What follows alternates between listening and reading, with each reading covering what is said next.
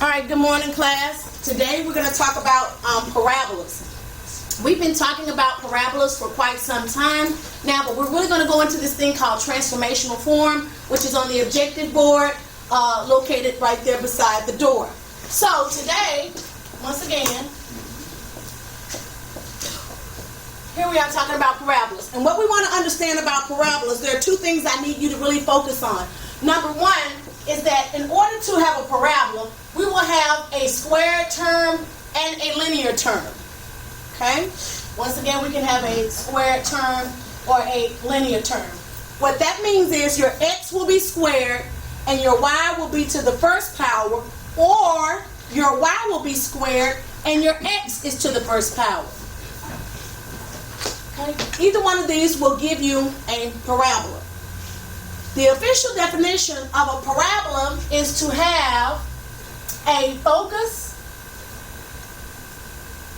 a parabola, a vertex B, and a directrix, which is a line behind the parabola. Given the fact that if we start at the focus and we go to any point P on the parabola, we will go that same distance to the directrix. Now, it's not drawn very accurately, but these two distances should be the same. Likewise, if I go up here, for any point from the focus to the parabola, we can draw another line from the parabola down to the directrix. And those lines, again, will be the same distance. We'll draw it a lot more accurately on the actual graph paper. Another thing that we find that we've already learned from our prior knowledge is that we find this thing called the vertex, which is at h comma k. All right? And we also know that as we write the different forms of the parabola, we know that this also kind of represents x and y. And so we know that our x will be with our h value, and our y will be with our k value. The way you remember that is the x value, x in the alphabet, x comes before y, and h comes before k. Okay, so as we talk about parabolas, there are 4 different equations that I want you to become familiar with. And the first equation is going to be x minus h equals a times y minus k quantity squared. The next equation will be y minus k equals a times x minus h quantity squared. What I want you to notice is that these equations represent this information we put up here for the concept. One term squared, one term linear. One term squared, one term linear. You can see that here. This x minus h quantity is linear, so I just put a blue 1 there to understand that's to the second power. This y minus k quantity is squared, raised to the second power. This y minus k quantity is to the first power, and this x minus h quantity is squared here to the second power. Notice that something that's very important is that your a value for these two is always on the squared quantity. So a on squared quantity.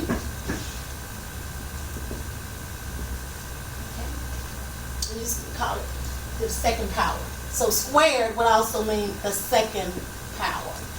Second power. Okay? It's squared is second power.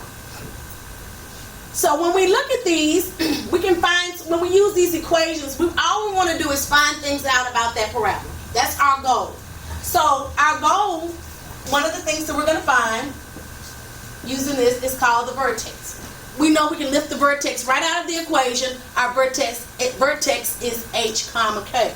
Another thing we know we can find quickly from our prior studies is the axis of symmetry. Okay? We can find the axis of symmetry it will be that value that goes directly through that line that goes directly through the vertex. Another thing that we'll be able to find is how that graph opens. What I mean by opens is that the graph will open. So we're going to put a bracket here because there are two options. Or actually, I'm sorry, there are four options. It can open left. It can open right. It can open up. And it can open down.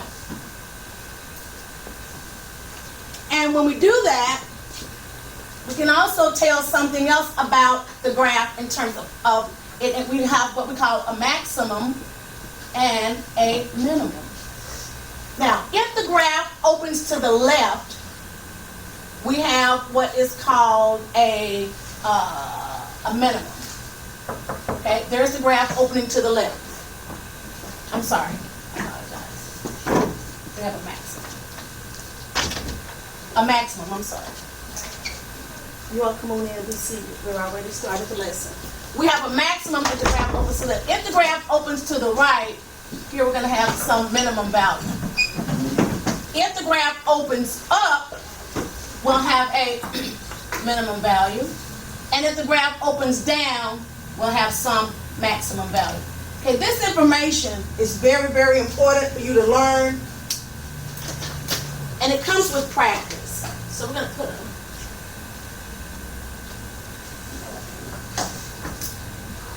That's very, very important for you to learn. Other things that we would be able to look at, we're going to also talk about x-intercepts, if any, y-intercepts, if any, and we're also going to talk about domain and range.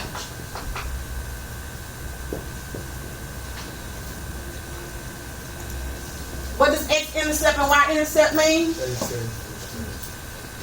No, that's not HK. What does x-intercept and y-intercept mean? Pardon me? No. Think about the word that I'm using. X-intercept. What? Say it. Where it crosses what? Where it crosses the x-axis and where it crosses the y-axis. Okay? So if we're looking at that, where it for the x-intercept, what would be the y value? Let's look at it conceptually here. Let's look at this. This is the x-axis, and this is the y-axis. Okay? So if it crosses the x-axis here, what would be the y value?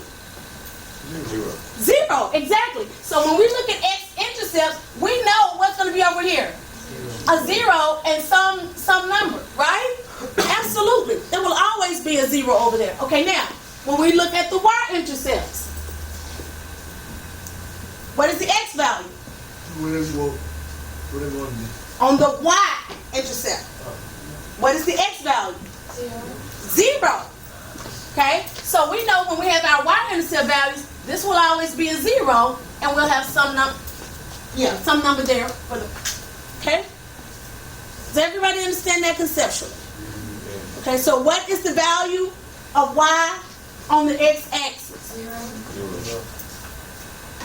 The value of y on the x-axis is 0. Here you have y positive values, y negative values. What is the value of x on the y-axis? 0. Because here you have 0. Over here you have positive x values and negative x values. Is that understood? Yeah. Now, if you're having trouble with that, do you want to go ahead and write that in your notes now?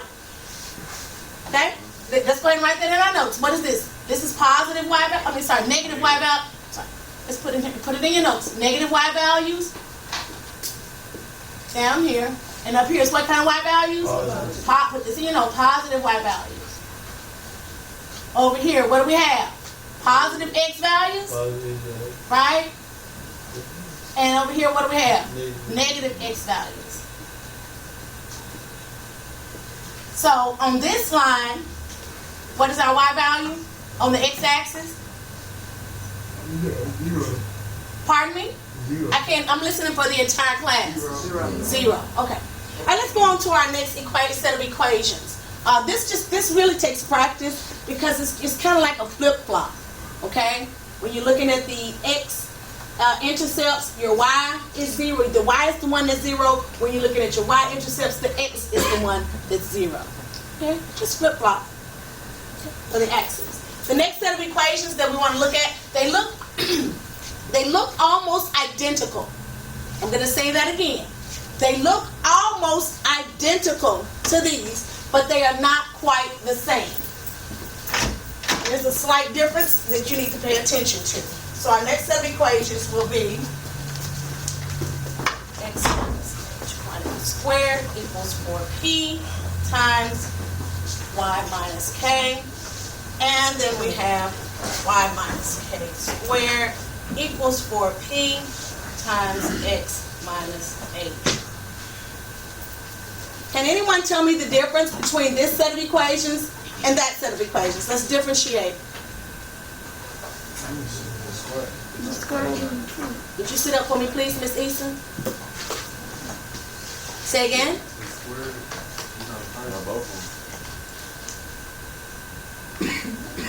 Ask the question. Tell me something that you find similar first. Are both of them second pound? Both of what? They both got exponents. What type? Be more specific. They have more. They both have exponents. They both squared. They're square exponents. They both square and have a linear term. They have what now? They're both square and have a linear term. They both have a squared quantity and a linear quantity. That was the definition I gave you up here. They both have a squared quantity and a linear quantity. And let me put this linear part right here. Okay? What else do you notice? Is there anything else about them that's the same?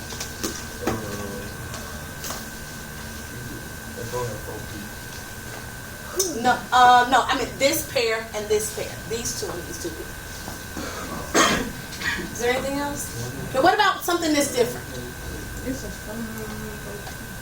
Okay, Miss Serenity? Okay, what I'm asking you to do, Serenity, I know you just walked in, but we're actually going to look at these two different sets. Okay, yes, I know this one leads X and this one leads Y. That is absolutely true, and we're going to explain what happens, what's going on when that happens. But I mean, I'm talking about differentiate between this set of two equations and this set of two equations. What do you see this different? On the first one, this first one, Okay, he said, Mr. Wilson said that this quantity, this x minus h, is to the first power in this set, and is to the second power in this set. That's true. Likewise, this is to the first power here, to the second power here, in terms of what's in front. But that's not really the difference I'm looking for. What am I looking for? It's right there on the board, class. Everyone can see it. Yes, Bianca. The first one has just one variable, which is a, and the other one has a coefficient and a variable, which is 4p. Exactly. I mean, do y'all see that? I mean, that's kind of... It's right there. Okay, this one has, these have an A. And this has a 4P.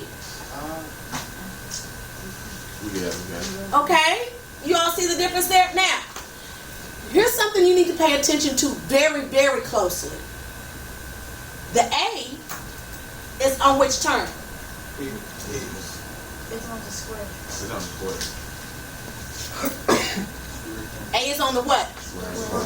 The squared quantity. Now, somebody make a statement for me now. Bianca? The 4p is on the linear quantity. The 4P is on the linear quantity. Very good. Okay. So write that in there. 4P on the linear quantity. And that's to the first, so we're going to call that the first power.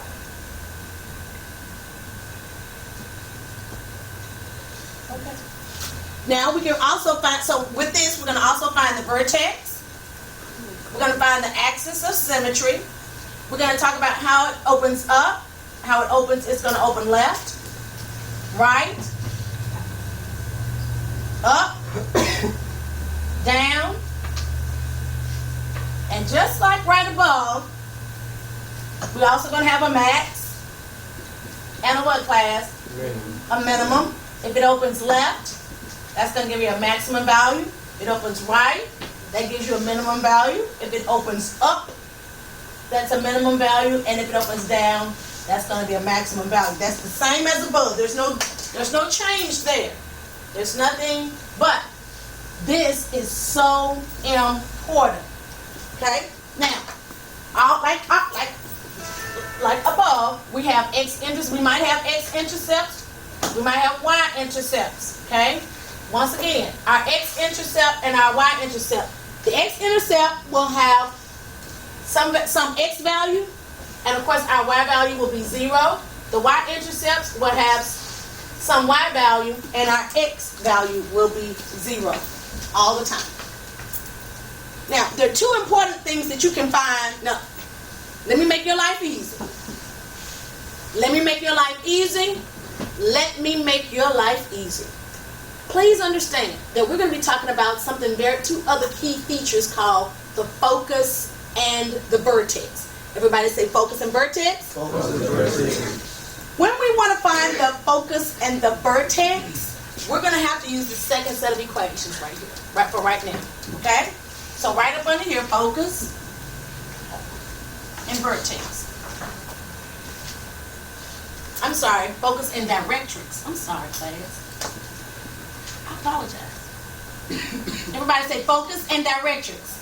Focus and directrix. They both have that sounding on the end. Focus and directrix. Underneath that, put P distance.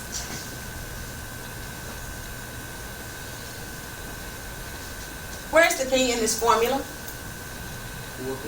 4P. Okay. All right. Now, there are going to be some letters I'm going to use. The letters I will be using to explain this work to you will be the following. We're going to talk about, of course, our infamous H, K, right? We're also going to use X and Y. We know that. We're going to use this letter called P that I just told you about for the focus and directrix. We might also use A. Here, we're going to learn how to use both of these formulas. Okay? These equations, equations. So PA, and we're also going to use F.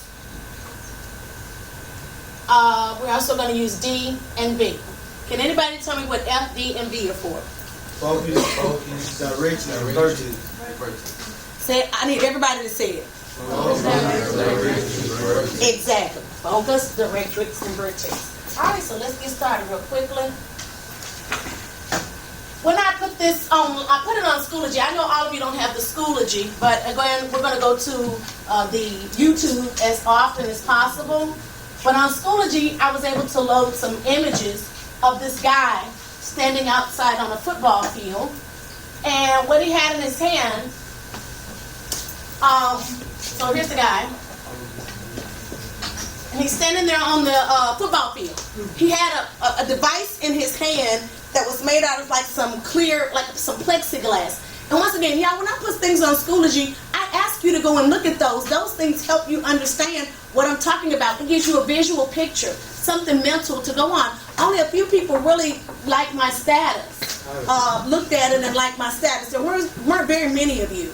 I've actually noted the ones who like my status. I hope that you you looked at the picture, because again, it is a real world application of what we're talking about. Okay? It is a real world application of what we're talking about. How many of you looked at it? Okay? Miss Woods, tell me what it was like.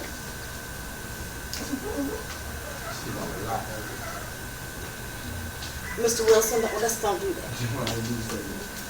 How many of you looked at it? Now I only have one hand. Okay, I need to see the hands of those students who actually went to look at it. Okay, Miss Mathis, tell me what it was like. It looked like a dish, like the one that they on top of your house with like the cable and stuff. It's like one of those trips. Okay, very good. It looked like a direct TV dish that you put on top of your house, which is actually, that's one and the same. They are one and the same. So the guy's holding this thing, and it sits like this, and it was kind of, his was clear, so it may have been kind of hard to see. But football players, guys who play football and guys watch football games, you've seen these before on the sidelines. on the games. So they're holding this thing, and right here you got something right there. Okay? So he's holding it. Now, you wonder how it is you can hear all those football players, all those helmets smashing and shoulder pads and and all that, you know, how you can hear all of that. The reason you can hear that because there's somebody standing on the sidelines pointed with a parabolic microphone, and the microphone sits right here inside of this dish, and it's very, very sensitive, and it's picking up sound. So the sound comes in, and because of the curved shape, it bounces to the microphone. So you're picking up tons and tons of sound from out there on the football field, and it goes to that microphone. And the microphone, so you can hear everything that's going on the field. Okay? All right. So, again, it's called a parabolic microphone. All right, so likewise, we want to use when we study parabolas, okay, that's what this is built upon, there's this point on the inside called the what? What is it called? The focus. The focus is on the inside. Okay, there's F. And we know where the parabola changes directions is called the what? Vertex. Vertex, very good. So we'll label that B. And of course, behind, everybody say behind. Behind the parabola, there's this line, and it's called the what? Try it again. Directrix. Directrix. You know, have y'all Direct TV?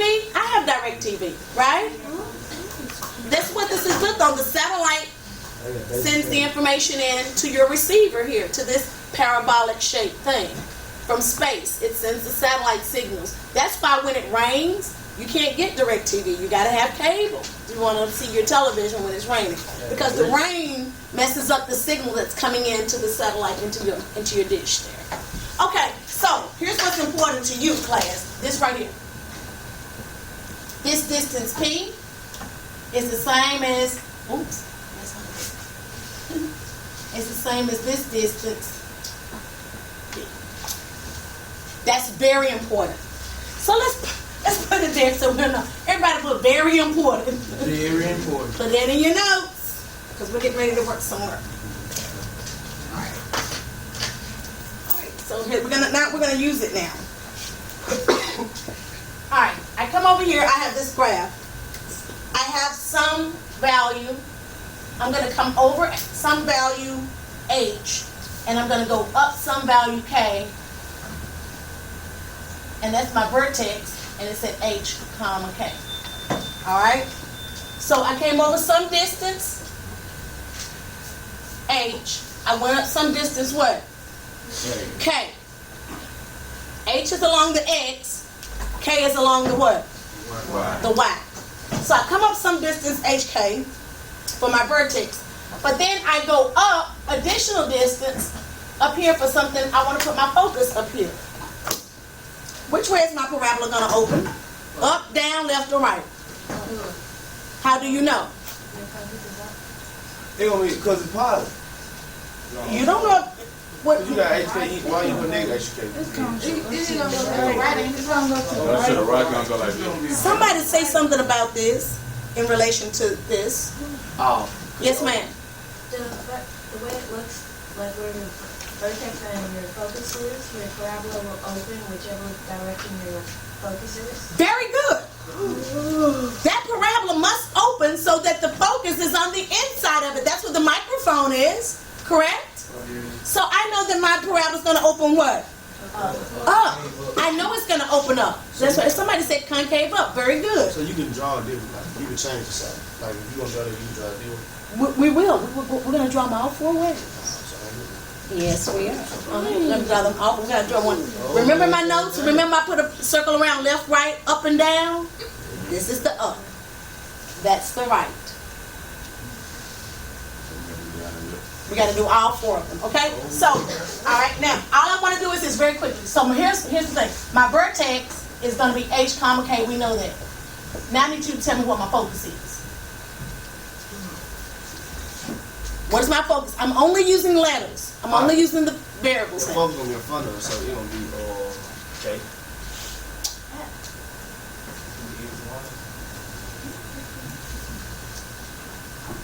No, I need something first. Can anybody tell me what I need? P. Huh? P. I need P. I have to have P. Because I need to know where my, what that distance is from the vertex to the focus. I need that distance.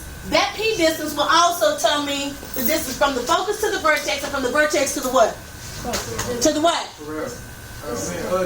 Directrix. Directrix. Okay, to the directrix. So, what would the directions go? Would it go over here, up here, or down here? Over there. Would it go left, right, up, or down?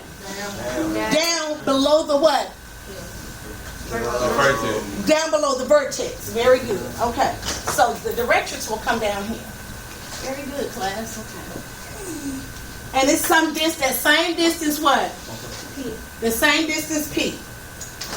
Now, this is the directrix. Apple to D. Now, can anybody tell me what my focus point will be? What do I write here? What will my focus be?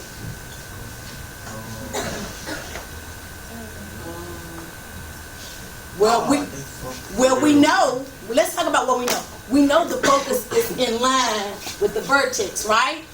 So this right here, this value along the x-axis, we know for a fact we're going to have H, right?